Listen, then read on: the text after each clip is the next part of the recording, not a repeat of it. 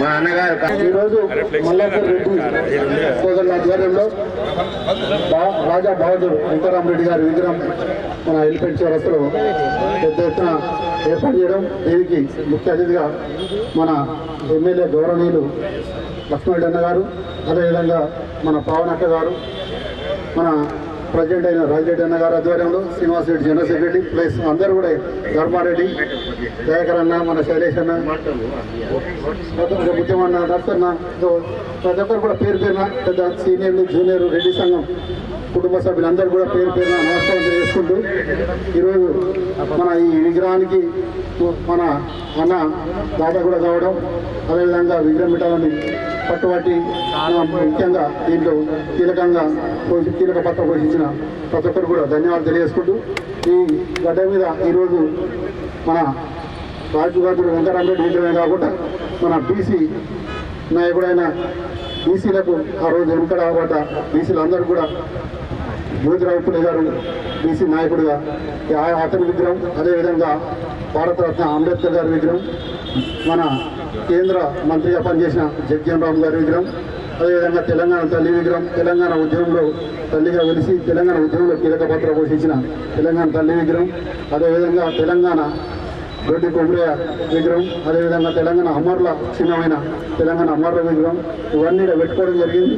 వీటికి తోడు రేపు దీనికి ముందు ఒక ₹1 కోట్లతో సుందరీకరణలో ఒక గోడ కొట్టి దానికి ముందుగా తెలంగాణ మన వీణైన మన ఈయన మొగులయ్య వీణ ఇట్లా పెద్దగా వచ్చినట్టుగా దీనికి ఒక సుందరీకరణలో దీనికి ఒక ₹1 కోట్లు పెట్టి కూడా దీన్ని సుందరీకరణలో చేస్తున్నాం.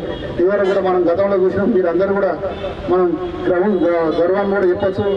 ఇలాంటి ఎలిఫెంట్ చౌరస్తా కాడ చూస్తే లారీలు కానీ బండ్లు కానీ ఎక్కాలంటే కూడా ఆడ అంత చిరాకు ఉండి ఎక్కే పరిస్థితి, కొంచెం లోడ్ బండ్లు కూడా ఎక్కే పరిస్థితి లేకుండే, జాగ్రత్తలు కూడా అవుతుండే.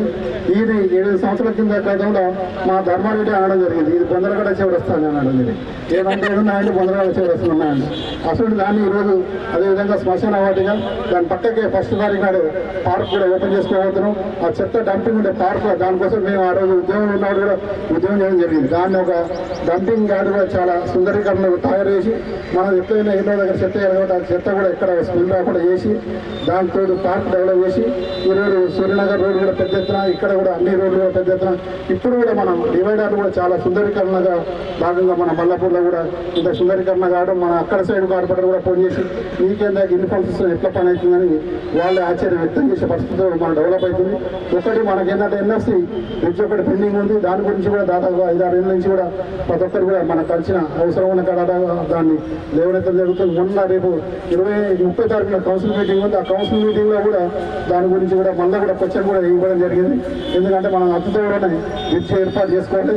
గత 50-60 సంవత్సరాల కింద ఆ బ్రిడ్జ్ పాత బ్రిడ్జ్ కూడా అయింది, వాళ్ళ ప్లేస్ చాలా నారాగా ఉంది. ఒక్కొక్కసారి ట్రాఫిక్ జామ్ అయిందంటే గంటలు కూడా మనం ఆగిపోవాల్సిన పరిస్థితి కూడా ఆ బ్రిడ్జ్ ఒకటి, ప్లస్ ఇక్కడ రోడ్డు కూడా ఇక్కడ నుంచి మనకు మన బోడిప సైడ్ వాళ్ళకు చాలా పెద్ద ఎత్తున ఇక్కడ ఎర్మపీట రోడ్డు ఖచ్చితంగా చాలా పెద్ద ఎత్తున కూడా చేసుకోవాల్సిన అవసరం ఇది ఉంది. మల్లాపూర్ కూడా ఒక 10 సంవత్సరాల క్రితం ఇంకా చాలా చెప్పుకుంటే 10 సంవత్సరాల తర్వాత అనే రీతిగా మనం డెవలప్ చేసాం. అది మీ రెడ్డి బిడ్డగా మీరందరూ కూడా గర్వాన్ని కూడా ఇలా డెవలప్ చేసిందని ప్రతి ఒక్క డెవలప్మెంట్ కూడా మీ అందరూ కూడా చెప్పుకునే అవకాశం ఉందని తెలియజేస్తూ ఈ అవకాశం ఇచ్చిన ధన్యవాదాలు తెలియజేస్తూ ముగిస్తున్నాం.